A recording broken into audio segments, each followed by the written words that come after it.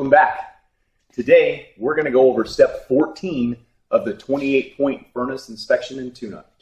Step 14 is test, inspect, and adjust all control components.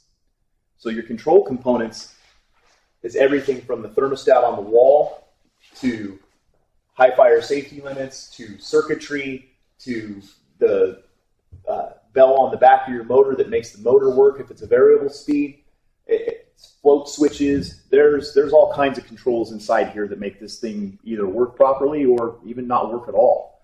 So as we go through this, we want to start at the beginning of the system over at the thermostat. That's where you turn your equipment on and off from and set your temperatures. Make sure that thing's working right. And then all the way back in here, we want to check the backside of circuit boards, make sure there's no burn marks, make sure all the connections are good, none of the cold solders have gone bad. We want to get in here and make sure all the limits are okay, all the fire limits are okay, all the capacitors, everything in here that's supposed to make the equipment run. We want to make sure it all does exactly what it's supposed to do to the manufacturer's specifications. When we get one part that's not running the way it's supposed to in our control systems, it tends to affect all the other parts. It can wear them out faster.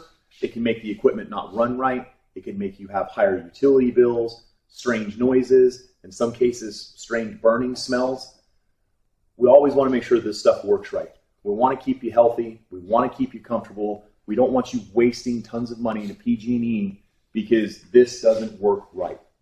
We also don't want it to have premature failure to the point where it's not worth repairing it, and then you have to go through the replacing. Most people don't want to replace their equipment. Most people want to repair it and keep it running for as long as possible. Being proactive, getting your 28-point tune-up done at the beginning of the season is of utmost importance.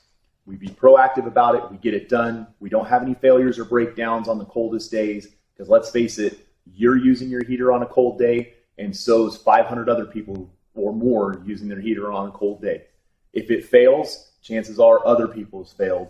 Then we get busy, then you got to wait for us to come out and do the repairs so that you can be comfortable in your home again. So please, get your maintenance done. It's important. It's recommended by all kinds of people to get it done. See you on the next video.